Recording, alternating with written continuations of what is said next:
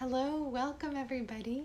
It's Sammy here with Sammy's Tarot Astrology reading. And what time is it? It's 5:43 p.m. on Friday Eastern Time. Welcome, so happy to be here with you tonight. I'm really excited to be here with you, and I've got some things to tell you and share about what's happening in the stars right now. But first we're going to play the bowl, and then after that, you guessed it.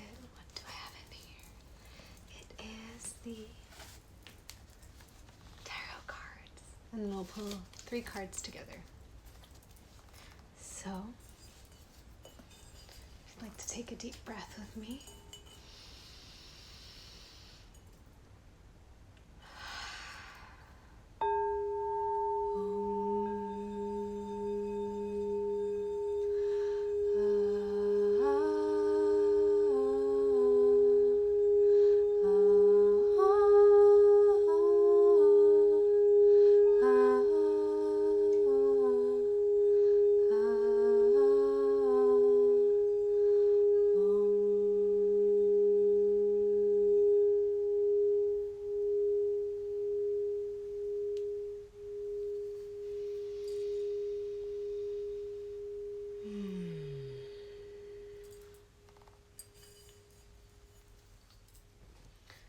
So welcome, I hope you're enjoying this time of the full moon and beautiful Libra season as it blossoms and unfolds.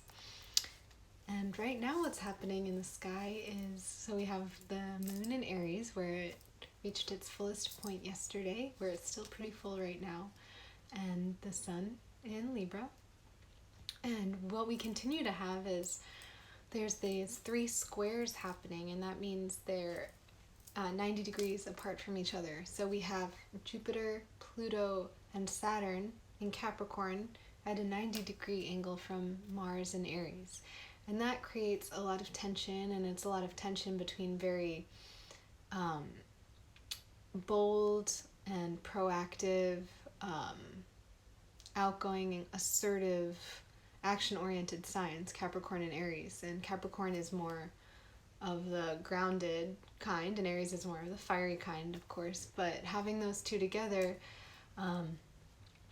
it's sort of like, okay, there's a power dynamic and a question of where we're headed in a bigger picture, but also practically what's happening and how people's actions are coming back around to meet them. So all of that is true and has been true, but what's beautiful is that right now we have Aries in a trine with Venus.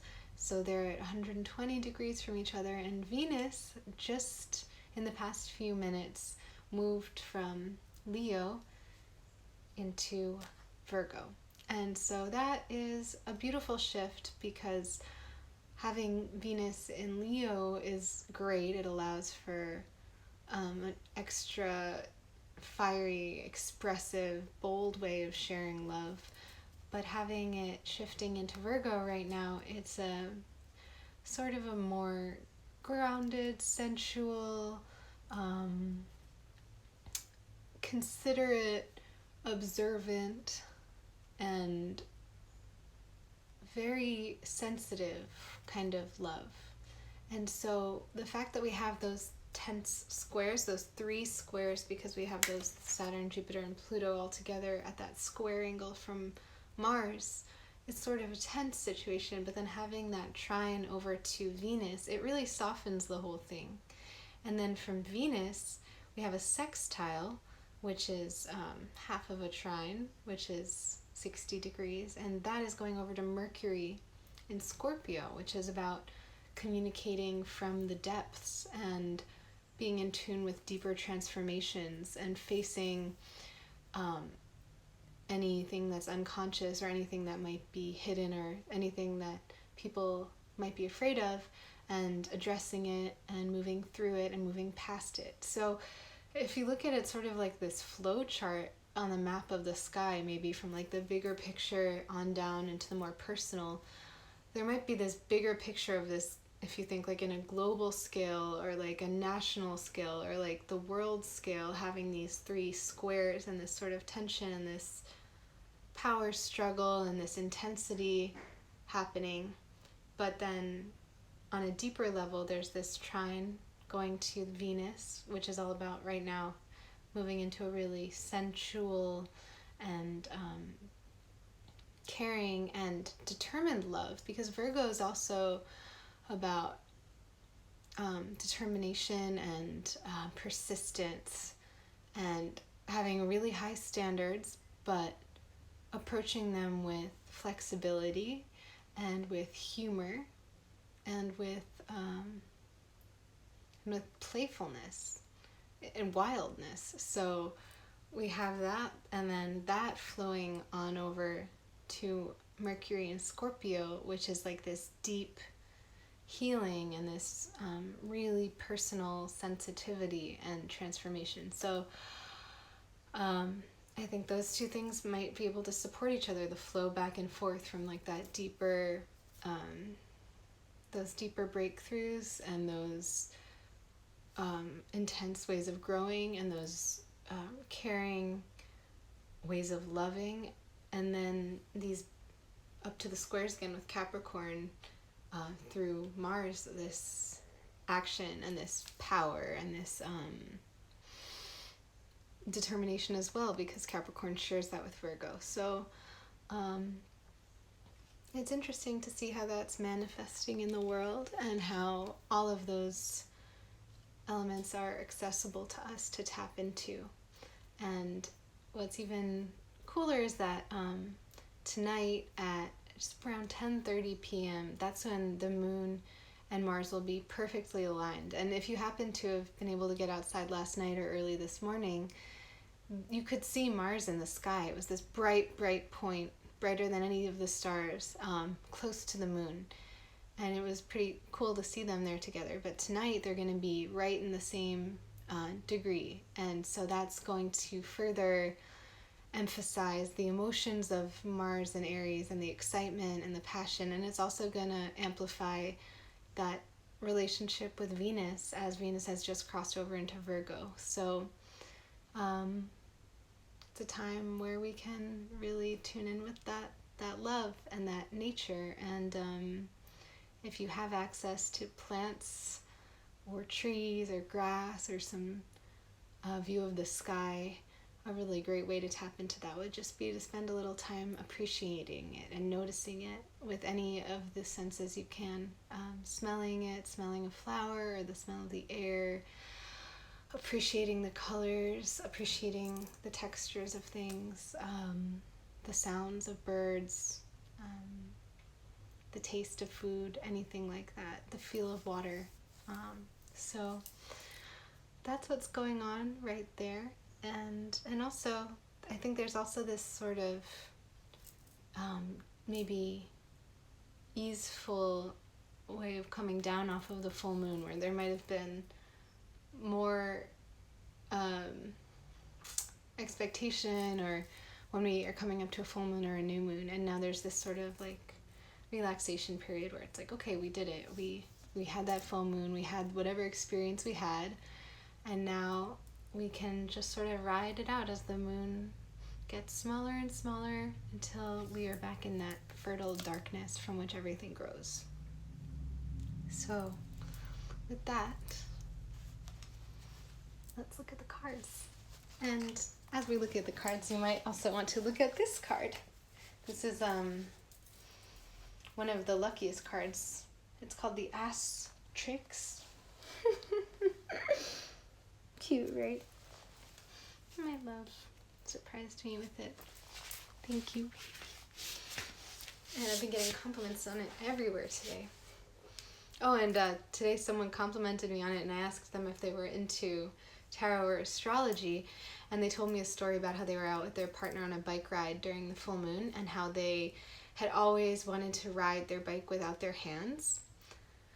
And it's funny, I didn't even realize this, but I was just talking about overcoming any kind of fear related to bike riding with my love today. And then within minutes after we had this conversation, this person who we ran into at the store said something about how they, during the full moon, for the first time on this bike ride, they were able to take their hands off of the handlebars and just go, and they were able to balance, Sun in Libra, and they had the bravery and the boldness to just go for it, which is Mars and Aries to a T.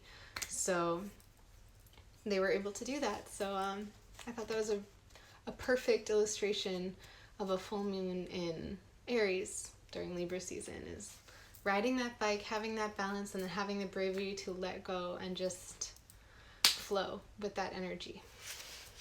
Okay, I'm gonna shuffle the cards now, and take a moment if you would like to reflect on anything that you would like more clarity or support with. And this reading is for you. And if you have more personal questions, just DM me about it. Okay.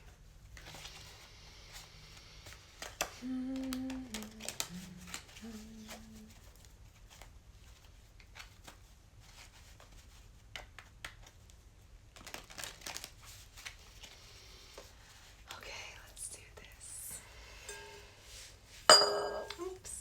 In case you haven't seen it recently, my beautiful tarot mat.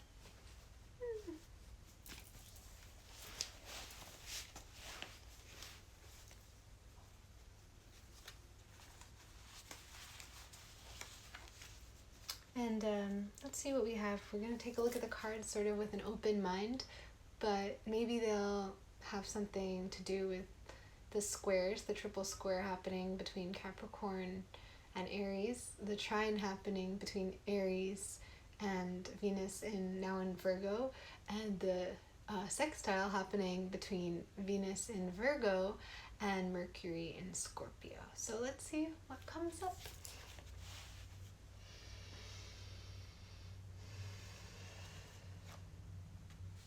One,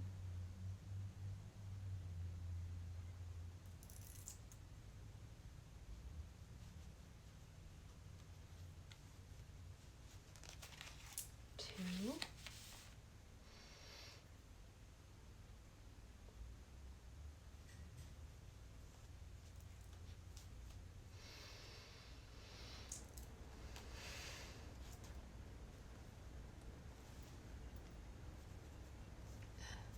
okay, I think we have a winner, and a 3. Beautiful. Okay, who's ready for card 1? Any guesses what it is? I have no idea. Let's see. Okay. The 10 of Swords. So what you see here is a figure who is lying flat on the ground with 10 swords in their body. And what this looks like with a dark sky, dark clouds, and it's probably either very, it's probably, sunrise or sunset, but it's very dark. So you can see this card here. And what it looks like is this person's really been laid out, that they are done. They're not doing so good. At the same time, because their cloak is bright red, it's hard to tell if there actually is any blood here, or if the swords are just an illusion, because swords are air and air is thought. And one way to look at this is there might be things that have come to a conclusion, where something's come to a conclusion, similarly to the death card, not about death, but about certain endings, perhaps, or resolutions. But because it's not the death card, it's the sword card, it might have to do with thoughts, expectations, ideas about something. So I can think of things in my life where it's like, okay, I I had a hope or an idea of how something might go, and perhaps it has been laid to rest in a certain way, but there is a sense of peace and reflection available at that moment when the thing has sort of hit the ground, rock bottom, because the only way to go from rock bottom is up. So it could be that, or it could have to do with certain thoughts that are keeping you down. And if that's true, and if these are just thoughts, then they can be plucked out and cast aside and just dissolve instantaneously, and this figure can get up and continue on. So letting go of thoughts. And that's a great thing to do during the Libra waning moon, because Libra rules air and thought, and as the moon recedes, these negative thoughts can recede along with it. It's the perfect time the next 12, 13 days to do that. So there we go. What's our second card? Oh, interesting. The Six of Swords. So a lot of air energy right now. And we do have also the North Node is still in Gemini until I looked this up. I'll get back to you. Wait, just hang on one second. Okay, sorry about that. I'm back. I wrote it down. I forget exactly when the North Node shifts out of Gemini, but it's going to be there for a little while longer. So I love this card very much. You have these figures on a boat, a young person, and then this person in a cloak, and this other person steering them to shore. And you have these 6 swords that are stuck in the boat. And if you look carefully, the water in the boat that's behind them is really wavy, but the water where they're going is very calm and flat. And so it's sort of like, if you think of refuge or asylum, immigration, a journey, moving from danger into safety, or moving from chaos into calmness, from uncertainty into clarity.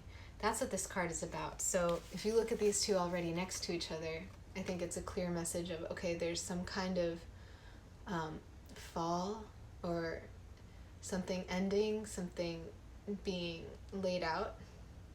And then from there you have this movement towards safety and this support and this togetherness, moving from the rocky waters to the calm, clear shore. So the worst is behind you, essentially. The worst is behind you. And since it's the swords and thoughts and ideas and communication, and maybe whatever that turbulent communication or the thought pattern, or whatever in that realm it is that might have been painful in hitting that bottom, the most painful part is over now. And our third card.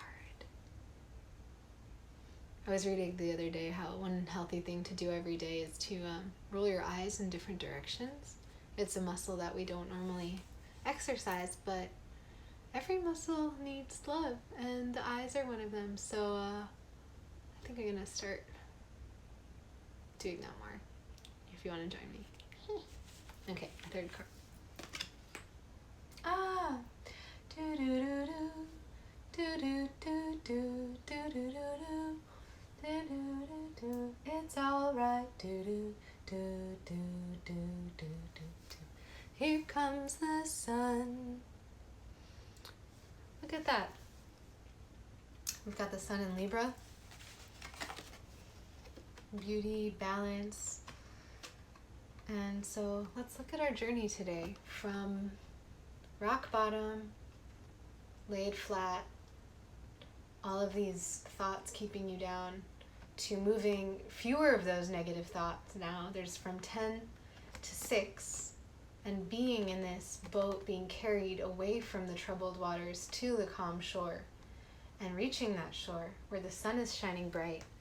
And here you've got this kid sitting in this boat, and here you have this little baby on a horse in a field of sunflowers under a bright yellow sun. So we're moving into the light, and it's kind of like what I was talking about, that flow from the squares in Capricorn to Mars in Aries, amplified by the moon in Aries, bringing out the emotions of that, to the trine of Venus moving from Leo into Virgo, and the sextile from Venus and Virgo over to Mercury and Scorpio into that transformation. So that flow of the tense global into the loving personal, into the interpersonal, into the deep introspective transformation, which brings about this beautiful light, this sunshine.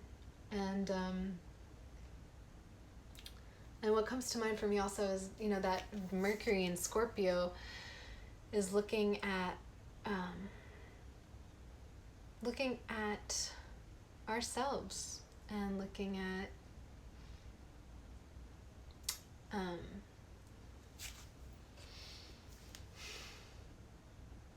how anything that we have been afraid of might have been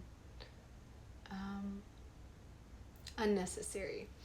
I'm just going to say this card is also a message of fearlessness. It's open-hearted. It's a lot like the Fool. You have this figure who's completely naked, which is also very Virgo, Venus and Virgo, being like a wild person in nature.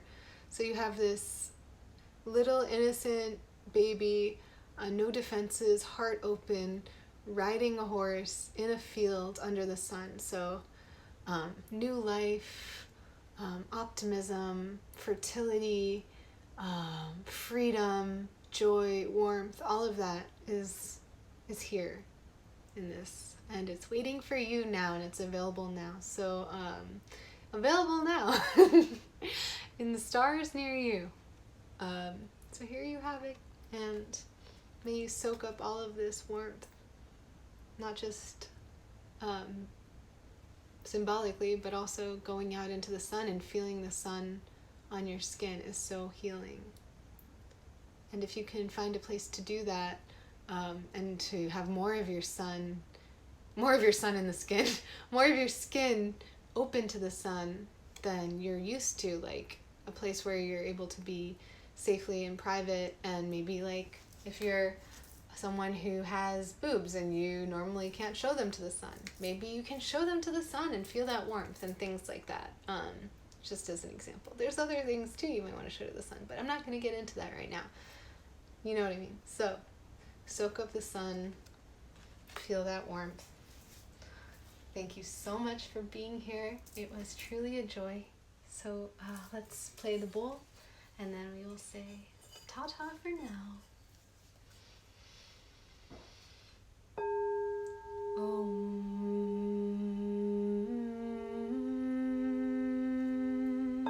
Here comes the sun, little darling. Here comes the sun, and I say it's all right. That's by the Beatles. Hey, Instagram. I'm giving them credit, so don't take down my video. Thanks.